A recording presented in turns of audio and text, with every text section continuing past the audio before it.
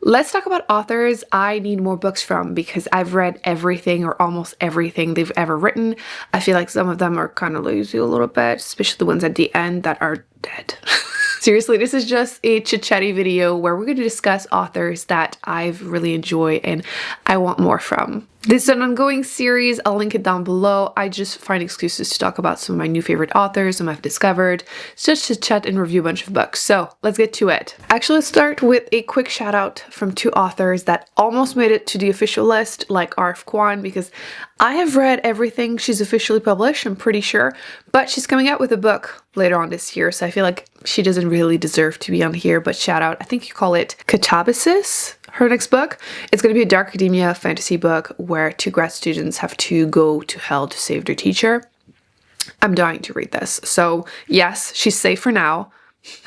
Just for now. But so far I've enjoyed everything she's written, especially her fantasy, like The Poppy War, amazing, Babel, amazing, and then Yellowface. So I'm waiting impatiently, but she's on thin ice, like I said. Also, quick shout out to Victoria Schwab, V.E. Schwab. I have read every adult book that she has ever written, I'm pretty sure, and I'm seeing a little paw here. Let me open the door. For once, it's actually Chunky and not Claudia, so you can't see much Black Kitty, but don't want you to cry. Anyway, V.E. Schwab, I have read, I'm pretty sure everything, but she's coming out with a new book soon. I have the advanced reader copy, so I'm reading it this month, so I can't really complain. But I can, because I feel like the more she writes, the better she is, the more I'm enjoying her books, and hopefully this one will satisfy the craving, but again, she better not slack off, because the first official author on this list is Wong, because second cat. There you go. Okay, you good? Okay, we can get to the actual authors. I have read two of her books, so The Sword of Kaijin and Blood of a Bright Haven. This one actually made it to my best book of whatever year I read it in. It was absolutely amazing. I'm really glad that it's starting to get some hype. It deserves way more hype. She is fantastic at writing these adult fantasy standalone, which I'm always complaining that there aren't enough, and then when I find one, I'm like sad that it's not a series. But that's a different topic. I feel like she's fantastic at surprisingly getting me very emotionally invested in her characters. I was really surprised with The Sword of Kaijin. It took me the first half of the book because I wasn't sure about the female character, because she comes from a more like progressive family in that magical world, and then she marries into this very isolated and conservative family, and she seems to be just accepting her treatment, and I don't know, I was just struggling with her characterization at first, but then the second half of the book just blew my mind. I was absolutely invested. This isolated group are under attack, they are part of this empire, and they are clinging to these older values, and it just, I was very invested. And then I think that Blood of a Bright Haven is her best one.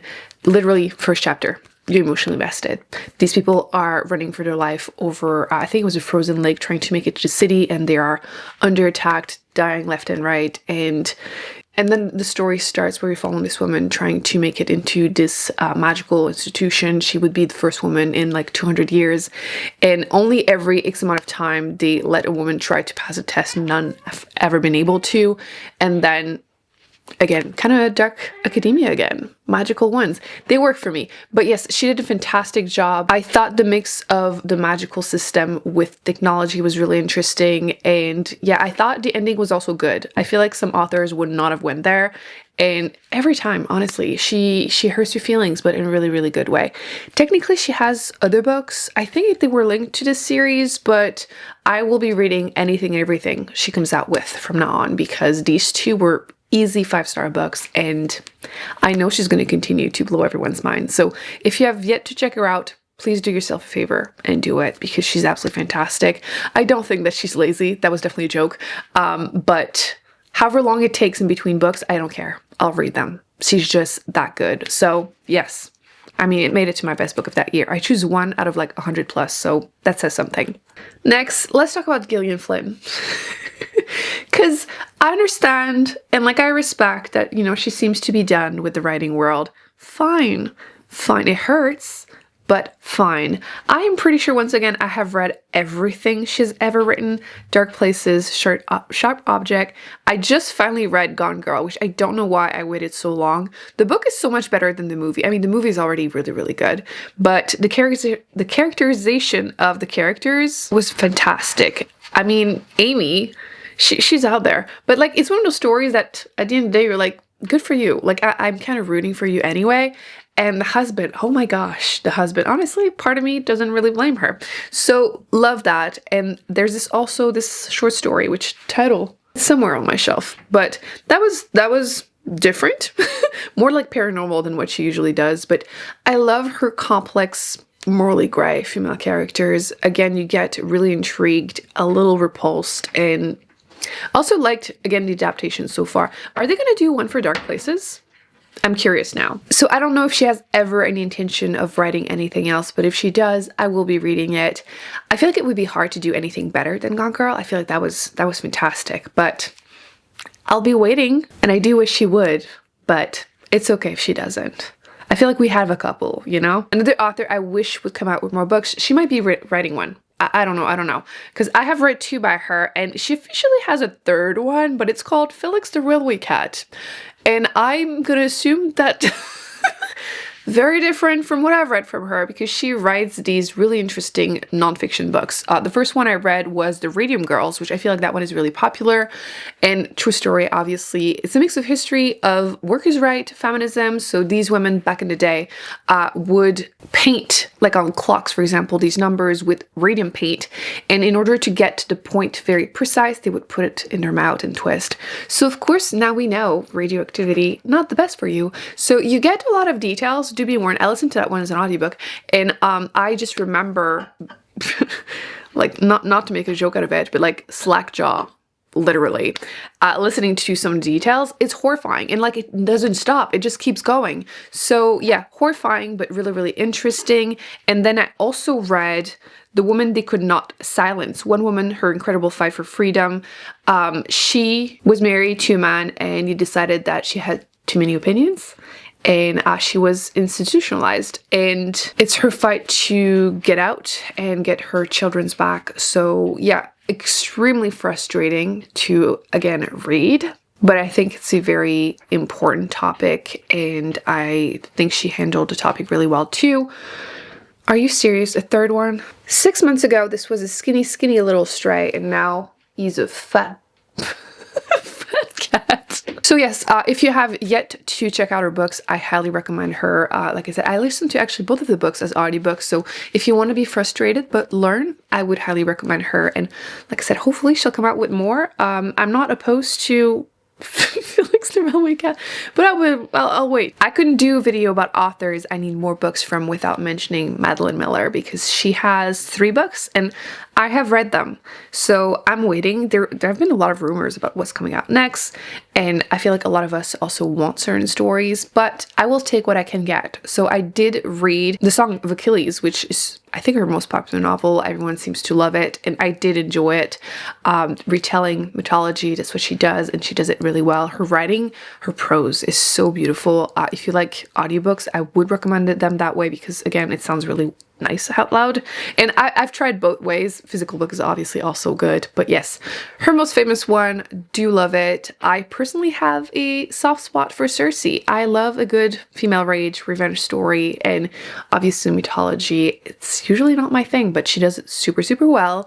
And I obviously also read the very, very short book, Galatea, which, fantastic too. Very, very short. I think it's less than 50 pages, but again, great story. I feel like she does a really good job at adding some complexity to these older stories, and yeah. Now, the last author I will be mentioning that is still alive, so there's still hope we can get more from them, is, of course, Becky Chambers. I love her. I have been very vocal about my love of her work for years now. Pretty much, I've been following books as they come out for a couple years now.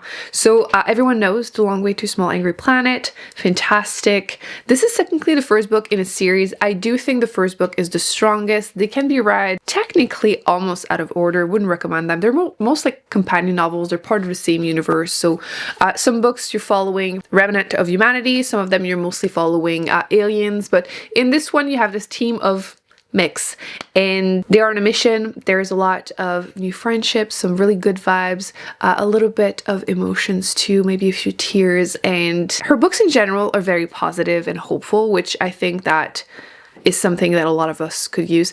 I feel like in real life, that's usually what people ask me for. Like, do you have any recommendation of like positive books, good books, feel good books? And I'm like, I'm not the right person for this, but thank you, Claudia. But Becky Chambers is usually my go-to. She's just so good at this. And yes, the series is great.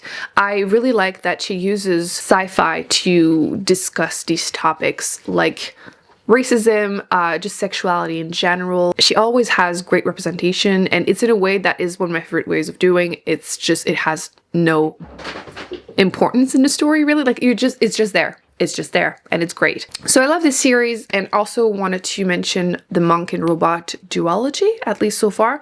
I would be very open to reading more from that series because they're very short. They're like less than 200 pages, and again, very feel good. The first book, you're following this monk, a tea monk, and they don't know what to do with their life. They're feeling kind of lost, and it's a dystopian world where robots one day got up and left us, and he goes on a little mission trying to find himself and befriends a robot, and book 2 continues that. I feel like book 2 is even better, which I feel like is rare that the second book is better than the first one, but again, you will giggle a couple times, and it's just what you need.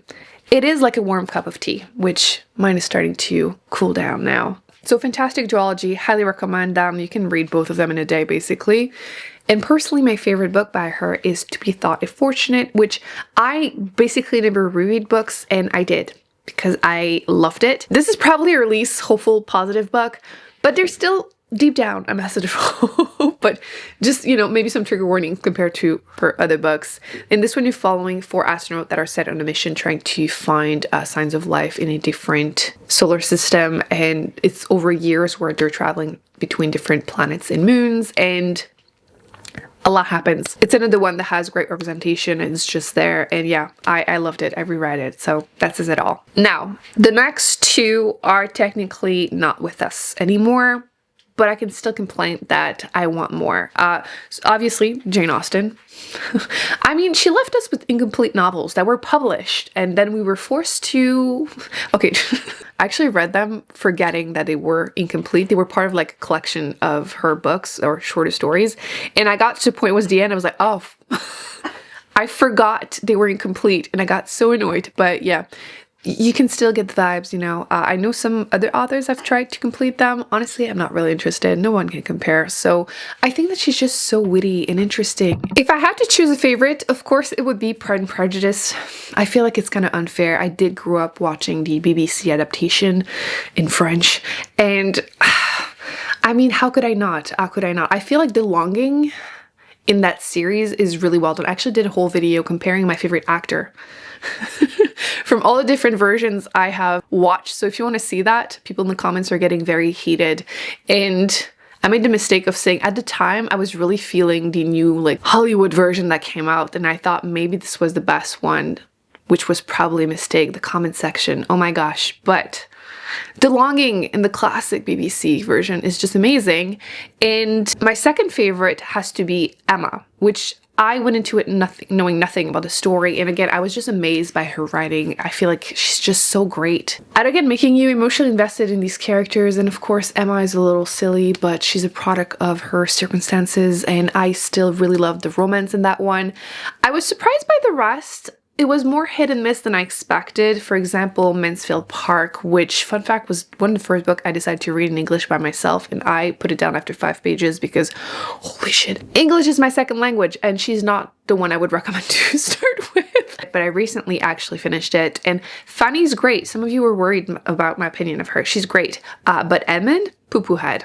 Can't stand him. The rest, like I said, is more hit and miss for me, but Emma and Pride and Prejudice always will be favorite. And even though I have nothing new to read from her ever again, I will have adaptations. There's plenty that I have yet to watch, so I feel like it will always, you know, bring it back a little bit. But yeah, Jane Austen, I wish we would find some hidden novels. Probably not gonna happen. She's still a favorite author that I would highly recommend. Now quickly, a shout out to Octavia E. Butler. I love her. I have 1.5 novels left by her to read, and after that I will do a whole video dedicated to her. But I always recommend starting with Kindred in general. She tends to write these sci-fi books. I think this one was technically categorized by her as fantasy. I feel like it's kind of sci-fi because time travel. Either way, she uses sci-fi elements to discuss, again, topics like racism, homophobia, and just a lot of discrimination and her opinions about society. And I love her. They are definitely very dark, but I love them. Like I said, Kindred would be a good way to start. Time travel, talks about slavery. I really enjoyed it. My personal favorite book is probably the second book in this of the series, with Parable of the Talents being the second one. It starts with Parable of the Sower. The second book was so fantastic that I never want to read it again because I'm traumatized. Earthseed is more of a dystopian, apocalyptic that feels way too close to reality. If you read it right now, yeah. This was originally meant, I think it was a 5-book series or something like that, and she passed away before she was able to finish it, which sucks. The good news is you can easily read it as a standalone. Her books are very self-contained. You're technically following the same story, but it's almost always a different character and the other ones are in the background, so like obviously you still have to read them in order, but like if you are done after one book, it's fine. So the fact that it's written that way, even though it's only 2 books out of the how many she wanted to write, you're okay. It sucks a little bit, but you're okay. But my favorite series is probably her trilogy, the Lilith Brood series. There's a few different names. Xenogenesis, there's a few different titles. This is my favorite trilogy by her. It's First Contact with the Aliens. Humanity just each other and they swoop in and save us, and are their vision of our future compatible with us? I don't know. You have to read it. The only series I wouldn't recommend starting with is this one, the Pattern Master one. I have technically Survivor left, which was originally part of the series. Then she decided to remove it. So part of me feels a bit weird reading it. I probably will just for completion's sake, but do not start with that one, please. I do have one left and I don't know about that one, but like I said, I'll keep you updated, but I absolutely adore her. I wish we would have more about her. I did read also Blood Child, which is a collection of short story, and definitely a good example of what she usually writes if you want to just try it, a little taste of it. But yes, love her. I think the reason I have yet to read the last 2 is because after that I'm gonna be done. I'm not ready. So there might still be a few short stories here and there that I could, you know, dig for, but yeah, I'm almost done. I'm very sad about it. I'm realizing that these are all female authors. It is what it is. These are all authors that I have read pretty much everything they've ever written, and I am very sad that I have to either wait or just give up on the hope that they will ever write something else, since some of them are not here anymore. But I would love to hear your thoughts on any of these authors. If you've read anything by them, or if one of them caught your eye, you're planning on trying something, feel free to ask in the comment section for anyone's favorite and opinions. And if you have any authors that you've read basically everything they've ever written and you want more, hopefully they're alive, you can ask for more, talk about it in the comment section so we can add those to our own TBRs. And yeah, that's it. I'll put more videos on the screen that I recommend you check out, including I did one recently about newer favorite authors that I've read a lot more books by them recently, really enjoyed them and would recommend them. And I also did a video recently talking about books that would be perfect for book club. So if you're interested, you don't necessarily need to read them with someone else. They're just very readable and amazing. And I will see you in my next video. Bye.